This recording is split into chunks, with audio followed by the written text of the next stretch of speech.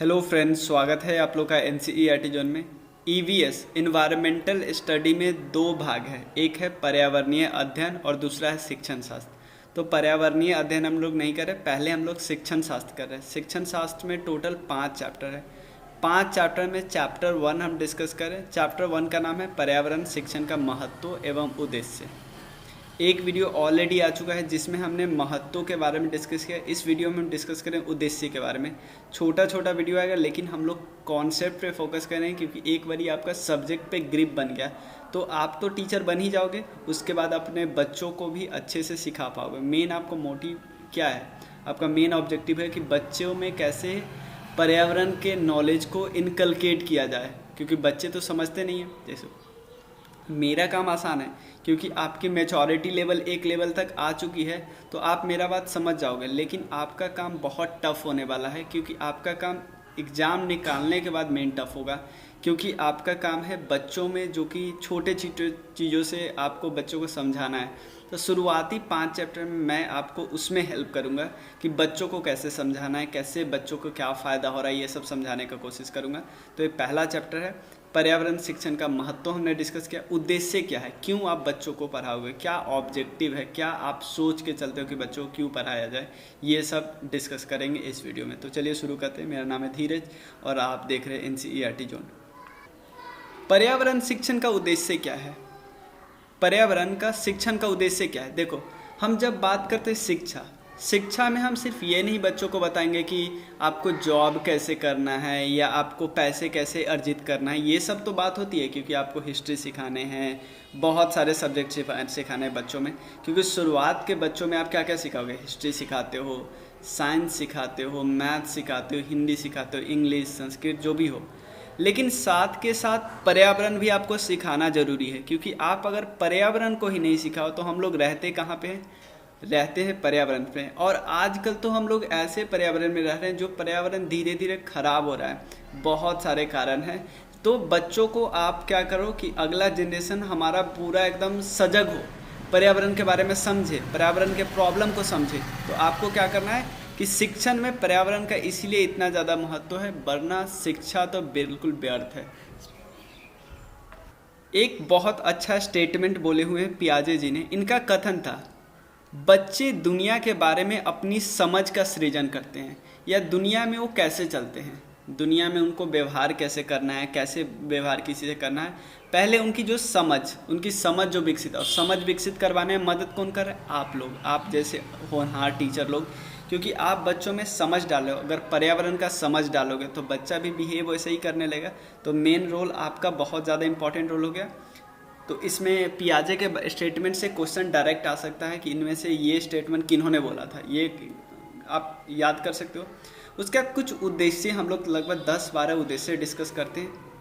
सबसे पहला उद्देश्य है, क्योंकि आप बच्चों को पर्यावरण के बारे में बता रहे हो तो बच्चों में जिज्ञासा उत्पन्न करोगे, जिज्ञासा कि कैसे क्या फ़ायदा होगा, क्या नुकसान होगा, ये पेड़ क्या है, इस पेड़ में पत्ती होते हैं, क्या कैसे आप सांस लेते हैं, इवन इसको काटने से क्या नुकसान होगा, लगाने से क्या क्या फ़ायदा होगा, ये सब जिज्ञासा बच्चों में जो क्यूरियोसिटी जगाना होगा ना, वो आपका काम होगा।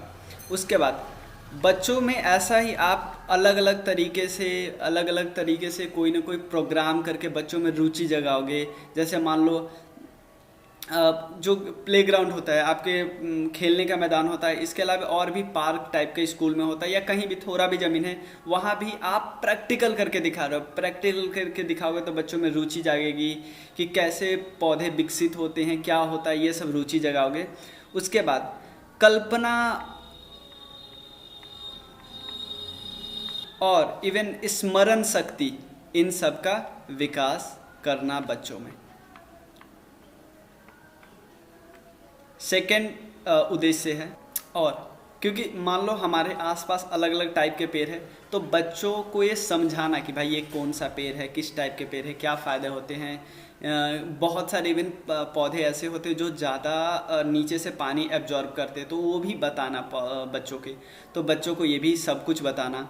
तो पौधों को जो आसपास के इन्वायरमेंट है, अब देखो पर्यावरण जब भी बोलो तो यानी सिर्फ ये आप आसपास में से पेड़ पौधे से नहीं रिलेटेड करना, मैं आपको बस बता रहा हूँ पौधे, पर्यावरण में और भी चीज़ें, नदियाँ जिसको गंदा नहीं होने देना है आपको, तो बच्चों में ये सब बात धीरे धीरे आपको समझाना है। तो आसपास के पर्यावरण है उससे क्या करना है, परिचित करवाना है। और पर्यावरण से एक बारी आसपास के पर्यावरण से परिचित कर दिए, उसके बाद आपको बच्चों में जो संपूर्ण दृष्टिकोण होता है, दृष्टिकोण को विकसित करना कि बच्चे कैसे सोचते हैं, कैसे इन्वायरमेंट में जब चारों तरफ पेड़ पौधे हैं या नदी है या जो भी है मिट्टी है, क्योंकि मिट्टी को भी आप प्रदूषित नहीं करना है, सब कुछ के बारे में कैसे बच्चे सोचते हैं, उनके दृष्टिकोण को डेवलप करना, दृष्टिकोण का विकास करना। कि हम बोलते हैं ना बहुत बच्चों में दृष्टिकोण अच्छा हो जाता है तो पूरे, क्योंकि आपको 1 to 5 में एक बारी दृष्टिकोण बच्चे का बना लिए तो पूरा लाइफ लॉन्ग रहने वाला है, तो आपका रोल बहुत ही ज़्यादा क्रिटिकल होने वाला है, तो दृष्टिकोण को डेवलप करना। चौथा पॉइंट है प्राकृतिक भिन्नता, जो है कि प्रकृति में बहुत विभिन्नता है, उसके बारे में बच्चों को बताना कि विभिन्नता क्यों, क्या कारण है विभिन्नता के, ये सब कुछ बच्चों को बताना। उसके बाद 5वां बताना कि भाई प्रकृति यानी हमारे प्राकृतिक चीज़, जो चीज़ होती है प्राकृतिक चीज़, वो क्या है, हमारी धरोहर है, हमारी धरोहर है, तो उसको बचा के सहेज के रखना हमारा काम है। यानी हम इन्वायरमेंट को कंजर्व करते हैं, ठीक है ना, हमारा धरोहर है, हम उसके पालक हैं, हमें उसके संजो के रखना है। और इवन लोगों जो अपने चारों तरफ के परिवेश है उसके प्रति जागरूक करना बच्चों को, क्लियर है। ये 5 पॉइंट हो गया। पर्यावरण के साथ साथ हमें क्या करना है, जो सामाजिक परिवेश है उसके प्रति भी जागरूक करना है और संवेदनशील बनाना। संवेदनशील का क्या मतलब होता है, संवेदनशील का मतलब है कि भाई अगर किसी का कोई और दुखी हो रहा है तो बच्चों में ये फीलिंग आनी चाहिए कि बच्चों को भी दुखी हो, बच्चों में भी ये ऐसा दुख वाला थोड़ा भावना आना चाहिए। संवेदनशील कि भाई किसी का दुख देखे हम दुखी हो, हंसे नहीं। 7th पॉइंट क्या है, 7th पॉइंट है कि पर्यावरण से जो भी प्रभाव पड़ते हैं वो लोगों को बताना, ठीक है ना, बच्चों को बताना। पर्यावरण से जो भी प्रभाव पड़ते हैं कि पर्यावरण ज़्यादा गर्म हो जाता है तो उससे बर्फ़ पिघलने लगते हैं, नदियों में बाढ़ आने लगती है, ये सब कारण होते हैं। तो पर्यावरण पे जो भी प्रभाव पड़ते हैं उसको बताना। उसके अलावा पर्यावरण के जो प्रदूषण होते हैं, पर्यावरण को जो प्रदूषित करने वाले चीज़ होते हैं उसके बारे में भी बताना और कैसे संरक्षण किया जाए इसके बारे में बताना।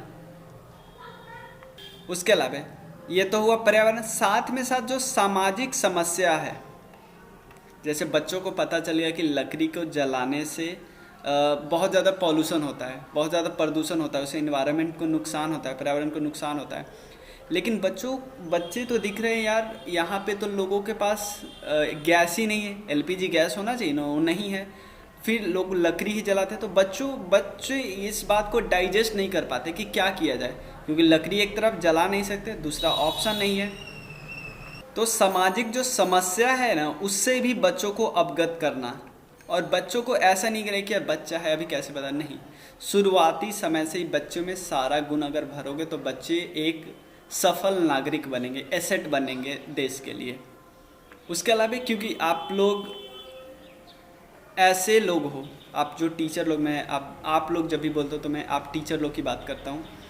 तो आप लोग जैसे हमारा न्यू इंडिया है, 21वीं सदी आपको पता है भारत का है, तो 21वीं सदी भारत का होगा या नहीं ये आप पे डिपेंड करता है, क्योंकि आप कैसे बच्चे बनाओगे, क्योंकि आपका मेन काम बहुत क्रिटिकल रोल है। क्योंकि एक बारी 1 to 5 में शुरुआत समय में जब बच्चे बहुत समझदार हो जाते हैं तो पूरी ज़िंदगी भर रहते हैं, ठीक है ना, बहुत एक्सेप्शन होते हैं, लेकिन शुरुआती समय में भी अच्छे नागरिक बनाना आपका रोल है, क्लियर। तो भारत कितना आगे जाएगा, भारत कितना तरक्की करने वाला है, आप पे बहुत बहुत बहुत ज़्यादा डिपेंड करेगा। अलावा विद्यार्थियों में क्या बनाना, जनतंत्र वाला भावना देना। जैसे एग्जाम्पल लेते हैं, बच्चे हैं, 5 साल का एक बच्चा, एक लड़का एक लड़की है, बच्चों में ये भावना देना कि दोनों बराबर है। ऐसा नहीं है कि दोनों, मान लो बच्चा है, एक 5 साल का है, एक 4 साल का है, दोनों एक लड़का एक लड़की एक फैमिली में है। तो मान लेते हैं कि घर में क्या आना है, घर में मान लो बेड, टीवी किस मतलब कैसा आएगा, या किसके लिए सबसे पहले मान लो एक स्टडी टेबल आएगा, एक छोटा स्टडी टेबल किसी के लिए पहले आएगा। अगर इस बात का डिसाइड होता है कि लड़का के लिए पहले आएगा, सिर्फ इस बात पे कि ये लड़का है, तो ऐसे भावना को आपको दूर करवाना है। बच्चों में ऐसे भावना देना है कि जनतंत्र, कि दोनों बराबर, लड़का लड़की बराबर, या बाकी बच्चे भी बराबर। बच्चों में ये कास्ट सिस्टम, इस सब को बहुत समझाना है अच्छे से कि ये सब कुछ नहीं होता है, धर्म वगैरह से विभेद ये सब कुछ नहीं होता। तो जनतंत्र बताना है। उसके बाद बंधुत्व का शिक्षा देना है कि भाई हम एक क्लास में है, या एक स्कूल में है, या एक समाज में है, तो बंधु है, तो बंधुत्व का जोड़ना। उसके बाद लास्ट में, ऐसा नहीं कि आप स्कूल के अंदर क्लासरूम में ही पर्यावरण को पढ़ा, नहीं, पर्यावरण को पढ़ाने के लिए आप अपने स्कूल के परिवेश से थोड़ा बाहर जाओ, बच्चों को घुमाओ, थोड़ा पार्क में घुमाओ, आसपास के, बहुत दूर ले जाने की ज़रूरत नहीं है। जैसे हर स्कूल के पास आसपास कहीं ना थोड़ा सा जंगल वंगल होता है, वहाँ ले जाकर के बच्चों को घुमाओ, और फिर बच्चों को वहाँ पे समझाओ। फिर दोनों में लिंक करो कि भाई बच्चे, हम जो आपको क्लास में पढ़ा रहे थे उसका एग्जाम्पल यहाँ पे है, और बच्चे को वहाँ पे थोड़ा टाइम दो, वहाँ पे बच्चों से थोड़ा सा डिस्कशन करो, बच्चे से वहाँ पे पूछो कि आपने जो पढ़ा है यहाँ पे बताइए क्या हो रहा है, ये किस टाइप का प्लांट है, ये क्या हो रहा है, ये सब बच्चों से बहुत ज़्यादा डिस्कस करना। अब नेक्स्ट टॉपिक में हम डिस्कस करेंगे कि विद्यार्थियों में निम्नलिखित कौशल का विकास करना। जैसे क्या क्या कौशल होते हैं, कि कैसे हम बच्चों में समस्या को पहचानवाएं, या बच्चे को कैसे संवेदनशील बनाएं। ये सारा टॉपिक हम नेक्स्ट क्लास में डिस्कस करेंगे, जो कि होगा हमारा लास्ट लेक्चर इस चैप्टर का। 3 लेक्चर में ये चैप्टर कंप्लीट हो गया। उसके अलावा 2 लेक्चर और आएगा अभ्यास पत्र का, अभ्यास वाला जो प्रश्न, और इसके बाद आएगा एक previous year question.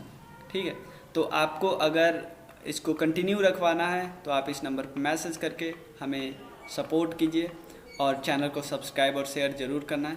Thank you so much. मिलते हैं फिर नेक्स्ट वीडियो में जल्दी ही, नेक्स्ट वीडियो में कल। Thank you.